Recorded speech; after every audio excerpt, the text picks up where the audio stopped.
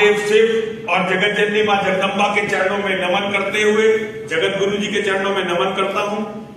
Father Peter जी हमारे बीच में है, जैन मुनि जी हमारे बीच में है, आचार्य पवन सिन्हा जी, दीपांकर जी, मालेकर जी और हमारे भाई जो भाई हैं हमारे मर्चेंट जी, ठाकुर विक्रमवीर जी, वीर जी, आप सभी का बहुत बहुत स्वागत करता हूं और अभिभूत हूं कि कर्नल साहब के प्रयासों से आप सबका यहां आगमन हुआ और मैं समझता हूं कि हमारा मिलना कुछ शुभ होगा। आप सभी को बहुत बहुत धन्यवाद देता हूं, बहुत बहुत प्रणाम करता हूं। अभी हमारे मर्चेंट साहब जो बोल रहे थे वो बहुत अच्छे विचार उन्होंने रखे और मेरे छोटे भाई हैं दीपांकर जी, वो भी बोले। मैं बोलना नहीं चाहता था लेकिन मैं बस समस्या को बताकर अपना स्थान लूंगा। समस्या को हम लोग अभी समझ नहीं रहे हैं कि समस्या क्या है। समस्या ये है कि भारत सरकार, चाहे किसी की भी सरकार रही हो, उन्होंने हमसे ओरिजिनल जनसंख्या का जो डाटा है वो छिपाया है और केवल 2029 में भारत का प्रधानमंत्री मुसलमान बनने वाला है।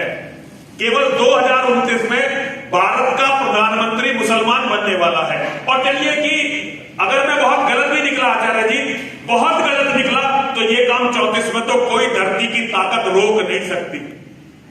धरती की कोई भी ताकत 2034 में, वैसे तो इसकी संभावना भी 1% मानिए, 99% तो संभावना यह है कि 2029 में भारत का प्रधानमंत्री मुसलमान होगा। और इसका सबसे बड़ा कारण यह है कि आज 10 साल से छोटे बच्चे जितने मुसलमानों में हैं, बाकी सारी कम्युनिटी में उसके 40% भी नहीं है। बाकी सारी कम्युनिटी जिसमें हिंदू भी है, ईसाई भी है, जैन भी है, बौद्ध भी है, सिख भी है, इनके सबके घर खाली हो चुके हैं और मुसलमानों के घरों में भारत में अब सोने को जगह नहीं है। हो सकता है मेरी बात आपको बहुत अजीब लगती हो और अगर किसी को मेरी बात गलत लगती है तो मैं बहुत बहुत क्षमा चाहता हूं। विशेष रूप से आचार्य जी से बहुत क्षमा चाहता हूं क्योंकि उनकी भी जितनी भी प्रयास है वो अहिंसा की तरफ ले जाने के हैं और मैं उनका बहुत बड़ा प्रशंसक हूं, उनकी ऊर्जा का, उनके आत्मविश्वास का। और मुझे जो बोलने का जीवन में भगवान ने आदेश दिया वो ऐसी बात है जो उनकी विचारधारा से कभी मेल नहीं खा सकती, कभी भी मेल नहीं खा सकती। लेकिन आज ये सत्य स्वीकार सभी को करना पड़ेगा। और मैं दूसरी कम्युनिटी के लोगों के बारे में नहीं जानता। मैं नहीं जानता कि खालसा क्या करेंगे, मैं ये नहीं जानता कि ईसाई क्या करेंगे, मैं ये नहीं जानता कि बौद्ध क्या करेंगे, मैं ये नहीं जानता कि जैन क्या करेंगे, लेकिन मैं हिंदुओं की मानसिकता को बहुत अच्छी तरह जानता हूं।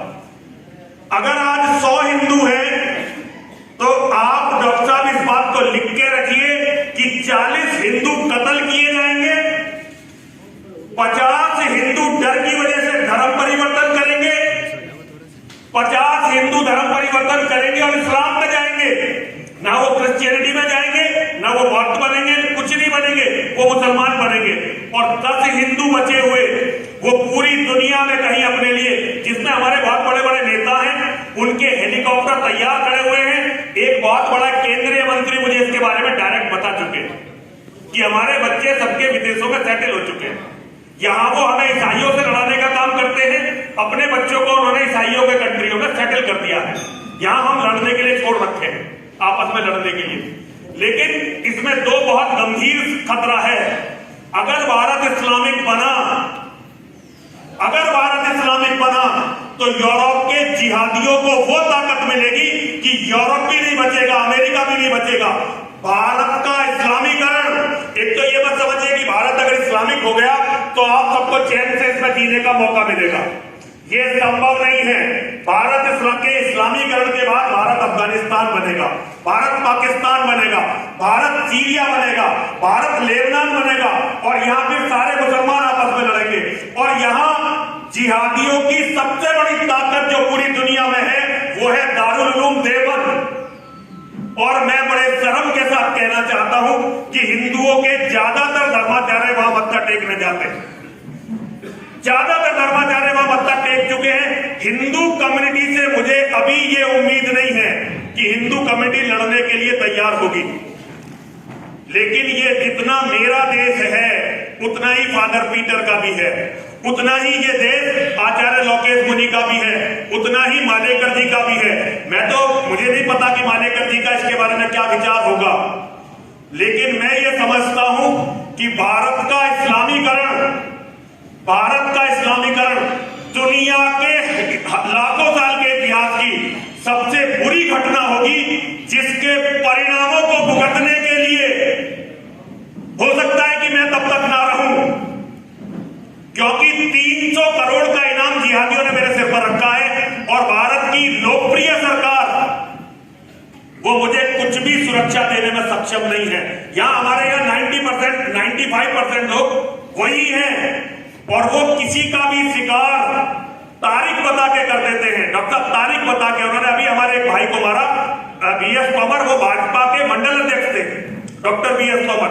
लेकिन खैर मैं अपनी छोटी बातों से आप लोगों को परेशान नहीं करना चाहता।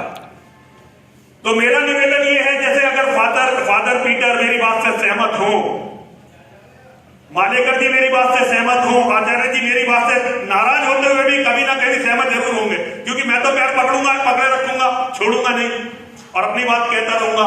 और कर्नल साहब का गाइडेंस हमें मिले तो आज हमें पूरी दुनिया के धर्माचार्यों का सम्मेलन बुलाना चाहिए। पूरी दुनिया के धर्माचार्यों का हमें वेटिकन जाना चाहिए। हमारा एक प्रतिनिधिमंडल वेटिकन जाए, वहां पोप से बात करे कि हिज हाइनेस आज हम इतनी बड़ी समस्या में हैं और ये समस्या कल वेटिकन भी पहुंचेगी। हमारा एक प्रतिनिधिमंडल इजराइल जाए, इजराइल के यहूदियों को बताए कि भारत यदि इस्लामिक हुआ और कल तुम्हें फिर पलायन करना पड़ा तो बताओ कौन सी जगह जाओगे जहां तुम्हें सम्मान के साथ रखा जाएगा। हमारा प्रतिनिधिमंडल लंदन जाए, लंदन जाकर लोगों को बताए कि हमारे साथ ये होने वाला है, हमारे साथ ये आज हो जाएगा और तुम्हारे साथ ये कल होगा, क्योंकि पूरा यूरोप मुसलमानों की आबादी से घिरता जा रहा है। मैं नरूला साहब से निवेदन करना चाहता हूं कि वो अमृतसर जाएं, लोंगोवाल साहब से बात करें और उन्हें बताएं कि आज हो सकता है कि उन्हें यह लगता हो कि हिंदू इमीडिएट दुश्मन है, लेकिन हमसे कभी किसी के अस्तित्व को खतरा नहीं हुआ। दुनिया में हमने कभी किसी को इसलिए नहीं मारा कि उसका दूसरा विश्वास था। कुछ गलतफहमियां हुई होंगी, लेकिन भाइयों के झगड़े हर जगह होते हैं। दुनिया में ऐसी कोई जगह नहीं है जहां कोई झगड़ा नहीं होगा, लेकिन हिंदुओं ने किसी को भी उसके धार्मिक विश्वास के लिए नहीं मारा। मैं अनुरोध करना चाहता हूं आप सभी से, अपने बच्चों के भविष्य के लिए, पूरी मानवता के लिए उस राक्षस से, और अभी मर्चेंट साहब कह रहे थे कि किसी भी धर्म की किताब में ये नहीं लिखा। मर्चेंट साहब मैं बहुत क्षमा चाहता हूं, आपने शायद कुरान को अच्छी तरह नहीं पढ़ा है। मैं तो इसके मामले में चुनौती देना चाहता हूं इस्लामिक धर्म गुरुओं को। मैं उन्हें उनके इतिहास का बताना चाहता हूं कि कितना निर्दोषों का खून बहाया गया है। आज हमने सबने, आज ईसाइयों ने अमेरिका में देखिए, हम सबने अस्तित्व में रहना सीख लिया है, और अगर नहीं सीखा है तो हम भविष्य में सीख सकते हैं। लेकिन अगर ये लोग बढ़ गए और भारत इस्लामिक हुआ तो इसके परिणामों का चिंतन करना शुरू करिए। और मैं एक बात बताना चाहता हूं, मैं अपने धर्मगुरुओं से भी बताना चाहता हूं, हम बातों में कुछ भी कह लें, लेकिन हिंदू कम्युनिटी इस्लाम के सामने टिक पाएगी ऐसा अभी तक नहीं दिखाई दे रहा, ऐसा अभी तक नहीं दिखाई दे रहा। और लेकिन यही कम्युनिटी जब इस्लाम में चली जाएगी और ये 50 करोड़ लोग जब मुसलमान बन जाएंगे तो ये दुनिया का इतना बड़ा खतरा होंगे कि दुनिया ने उसकी कल्पना नहीं की होगी। आज इस्लाम सऊदी अरब से नहीं चलता, ये बातें भारत में कोई कहने वाला नहीं है, लेकिन ये अमेरिका की पार्लियामेंट में ये बातें उठ चुकी हैं। आज भारत सऊदी अरब से नहीं चलता, आज इस्लाम दारुल उलूम देवबंद से चलता। मैं अगर कुछ गलत बोला हूं तो मैं आप सभी से क्षमा चाहता हूं। मैं किसी का दिल दुखाने के लिए यहां नहीं बैठा, मैं मित्रता के नए रास्ते खोलना चाहता हूं।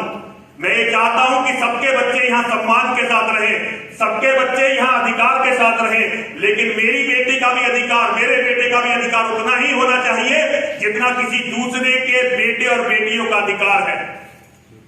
आज भारत दुनिया में उस जगह खड़ा हुआ है। अगर हम लोगों को, अगर ये भारत पर ध्यान दुनिया ने नहीं दिया, और मैं कर्नल साहब से अनुरोध करता हूं, कर्नल साहब आप हर तरह से सक्षम हैं, अगले महीने आप एक टूर करिए और हमारा ये संदेश लेकर सबसे पहले वेटिकन जाइए, फिर इजराइल जाइए। जितने भी दुनिया के लीडर हैं आप उनसे बताइए कि भारत यदि इस्लामिक हुआ, सनातन विश्व संसद का भवन जब बनेगा, लेकिन हम इसका ट्रस्ट अगले महीने बना लेंगे। और कर्नल साहब मेरा अनुरोध आपसे इतना रहेगा कि आप हमारी पीड़ा को, मैं तो जा नहीं सकता क्योंकि मेरे पास तो पासपोर्ट अब रहा नहीं और पासपोर्ट मुझे मिलेगा भी नहीं। भारत में केवल मैं इस्लामिक जिहाद के खिलाफ बोला हूं, इसलिए भारत की सारी सरकारों ने मेरे पासपोर्ट जब्त करके 32 बार मुझे जेल में रखा है। 100 से ज्यादा रात मैंने हवालात में काटी है, केवल इसलिए ना तो मैंने कोई अपराध किया आज तक। डॉक्टर साहब आप इतने दिनों से गाजियाबाद में रह रहे हैं, आपने किसी अपराध के बारे में मेरा सुना नहीं होगा, लेकिन क्योंकि मैं इस्लाम के जिहाद पर बोलता रहा हूं, 32 बार जेल में रहा, पासपोर्ट जब्त है, 100 से ज्यादा बार हवालात में रहा हूं और अब बहुत जल्दी मारा जाऊंगा। लेकिन मैं फादर पीटर से अनुरोध करता हूं कि मेरी बात को एक भाई की तरह, एक मित्र की तरह, मैं मालेकर जी से अनुरोध करता हूं, मर्जन साहब से अनुरोध करता हूं, जैन मुनि जी से अनुरोध करता हूं, आचार्य जी से, शंकराचार्य जी तो हमारे गुरु हैं, लेकिन मैं आप सबसे अनुरोध करता हूं, तो अगर मेरे जीते जी भी आप इन बातों की कदर ना कर सके कोई बात नहीं, मेरे लिए आप मत लड़िए, लेकिन अपने बच्चों के लिए लड़िए, बच्चों के भविष्य के लिए लड़िए और सबसे बढ़कर आजादी के लिए लड़िए। क्योंकि धर्मनिरपेक्ष भारत में, धर्मनिरपेक्ष यूरोप में, धर्मनिरपेक्ष अमेरिका में ही आपको अपने मत का प्रचार की आजादी है। जिस दिन यहां कुरान का शासन होगा, ना ईसाइयत का प्रचार होगा, ना बौद्ध धर्म का प्रचार होगा, ना जैन धर्म का प्रचार होगा, ना फिर यहाँ पर किसी वेद का प्रचार होगा, फिर केवल कटी हुई लाशें होंगी, टूटी हुई बिल्डिंगें होंगी और सारे भविष्य समाप्त हो चुके होंगे। मैंने ज्यादा समय लिया, मैं बहुत क्षमा प्रार्थी हूँ, लेकिन ये बात कहनी बहुत जरूरी थी। हर हर महादेव। इस वीडियो को लाइक करें, हमारे चैनल को सब्सक्राइब कर बेल आइकन जरूर प्रेस करें हमारी न्यू वीडियो सबसे पहले देखने।